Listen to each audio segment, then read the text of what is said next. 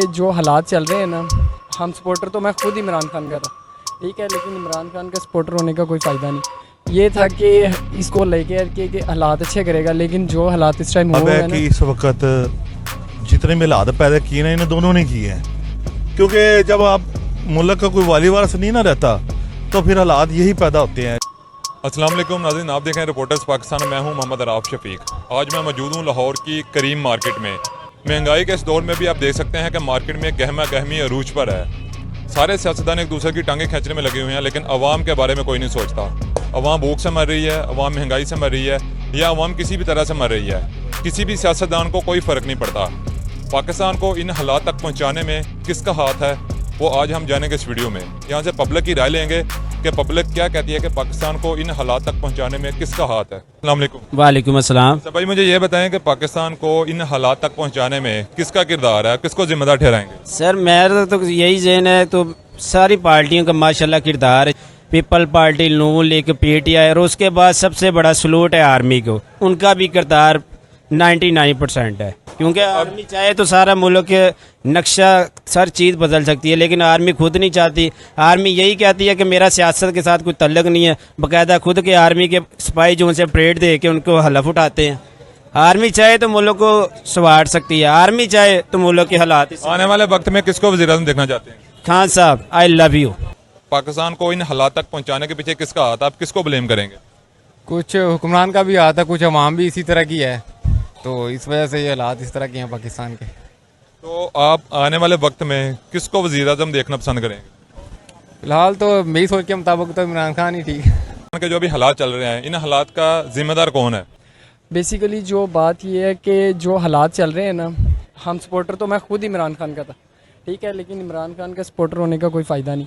ये था कि इसको लेके कि हालात अच्छे करेगा, लेकिन जो हालात इस टाइम हुए हुए हैं ना, आप देख लें कि पिछली हुकूमत जो थी उसके अंदर कितना वो था, और इसकी हुकूमत के अंदर देख लें आपने क्या किया। 5 साल की हुकूमत, ये 50 साल 2050 में जाके जो महंगाई होनी थी इसने ऑलरेडी पहले ही कर दी है। लेकिन देखना चाहिए था इसको, हम इसके सपोर्टर थे, मगर जो नवाज शरीफ था वो बेस्ट ऑप्शन। लेकिन जब इमरान खान आया तब महंगाई 18% थी।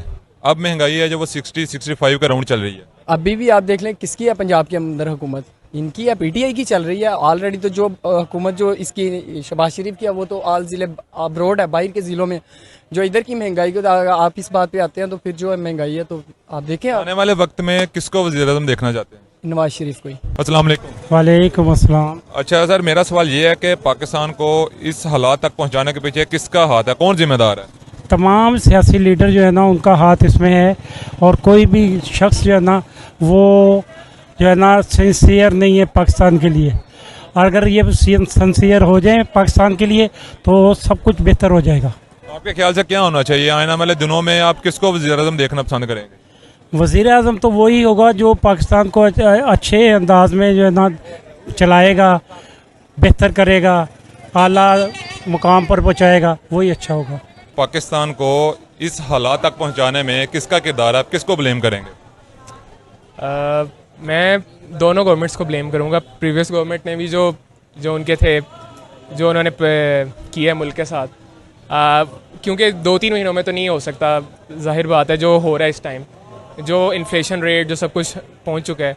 तो मतलब प्रीवियस गवर्नमेंट को भी ब्लेम करूंगा। उनकी भी पॉलिसीज़ जो हैं वो कोई ख़ास बेहतर आवाम के लिए नहीं थी।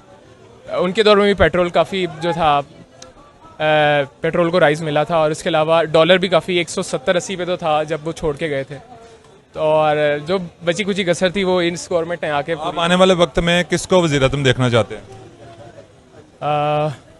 इस टाइम तो करंट जो भी हैं इनमें से किसी को भी नहीं, कोई ऐसा बंदा हो, कोई नया बंदा आए, उसको देखना चाहेंगे। पाकिस्तान को इस स्टेज तक पहुंचाने के पीछे किसका हाथ, आप किसको ब्लेम करेंगे? मैं सबसे पहले तो ये कहना चाहता हूँ कि इस वक्त पाकिस्तान की क्रिश्चियन कोई भी नहीं देख रहा। हमारे पास अभी जो मेन 2 है ना वो पार्टी हैं, जैसे मुस्लिम लीग नून है और PTI है। तो ये दोनों पार्टियां भी अभी मुल्क के हालात के लिए नहीं सोच रही, वो सोच रही है अपने लिए, वो सोच रही है अपने लिए। तो मेरा ये जवाब है कि इस वक्त जितने भी हालात पैदा किए ना, इन्हें दोनों ने किए हैं। क्योंकि जब आप मुल्क का कोई वाली वारस नहीं ना रहता तो फिर हालात यही पैदा होते हैं। किसी भी मुल्क की आप मिसाल ले लें, तो जब जैसे श्रीलंका की है, जैसे वो बांग्लादेश की मिसाल है, तो सियासत की पड़ी हुई है, इसमें जमहूरियत कुछ भी नहीं है। अगर जमहूरियत की तरफ आएंगे ना हम, तो फिर ये मुल्क के हालात बेहतर होने हैं जब वो कैंडिडेट वगैरह या वज़ीर-ए-आज़म वगैरह या वज़ीर आला वगैरह जमहूरियत से आगे आएंगे। तो अभी जो रिस्पॉन्सिबल है ना, जितने भी मामला मुल्क के मुआशी हालात दोन है, उसके अलावा हमारा वैसे भी दूसरे मुल्कों में नीचे जा रहा ग्रेड, तो इसके जिम्मेदार मैं इन सियासतदानों को कहूँगा। लेकिन दूसरी साइड पे ये भी आप देखें ना कि जब इमरान खान ने हुकूमत छोड़ी तब महंगाई की शरह क्या थी और अब क्या है, और तब डॉलर का रेट क्या था और अब क्या है। सर पता क्या है, अगर मैं इमरान खान से पीछे बात करूंगा ना, तो फिर इमरान खान ज़्यादा था, ठीक है ना। तो जो इससे पहले जरदारी की हुकूमत है, उसमें बिजली बहुत जाया करती थी, जैसे 18-20 घंटे जाया करती थी। जैसे 150 रुपये लीटर पेट्रोल इमरान खान छोड़ के गया है, तो अब 225 या 20 है। तो कहने का मकसद ये है, बात वहाँ ख़त्म होनी है कि हमें इन सियासतदानों को अपनी जंग छोड़ के मुल्क पर तवज्जो देनी चाहिए, उसकी मईशत पर तवज्जो देनी चाहिए, ना कि ये कुर्सी के पीछे भागें और इसके अलावा एक दूसरे के ऊपर केसें डालें। ये हमें बड़ा नुकसान दे रहे हैं भाई। हालांकि जाहिर है हम दो बंदे खड़े हैं, आपका और कैंडिडेट होगा, मेरा और सियासी पार्टी होगी, आपकी और सियासी पार्टी। मैं अब किसी सियासी पार्टी का बयान नहीं दे रहा, मैं सिर्फ ये कह रहा हूँ कि यार बड़े अफसोस की बात है कि हम मुल्क का नहीं सोच रहे, हम माशत का नहीं सोच रहे, गरीब का नहीं सोच रहे, हम बिजली इलेक्ट्रिक सिटी का नहीं सोच रहे। तो फिर इन्होंने नहीं सोचना तो फिर किन्होंने सोचना? अगर इन्होंने सोचना है तो ये आपस में जंग किस बात की है? खैर आपकी बात अपनी जगह पे ठीक है, लेकिन कई सालों से सियासतदान ना तो अवाम का सोच रहे हैं ना इस मुल्क का सोच रहे हैं। आखिर से मैं ये पूछूंगा आपसे कि आने वाले वक्त में आप किसको वज़ीर-ए-आज़म देखना पसंद करेंगे? बेशक, तो अगर मैं अपने दिल की बात करूं या अपने वोट की बात करूं तो मैं इमरान खान को सपोर्ट करता हूं।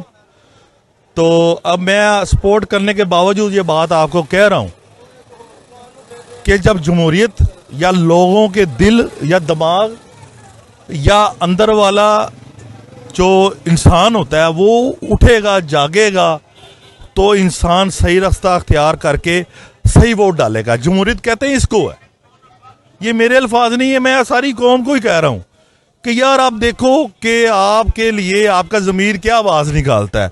अगर मेरिट पे ये इलेक्शन हो जाए तो जो भी बंदा आगे आ जाएगा, इंशाल्लाह मुल्क के हालात ठीक हो जाएंगे। बहुत शुक्रिया।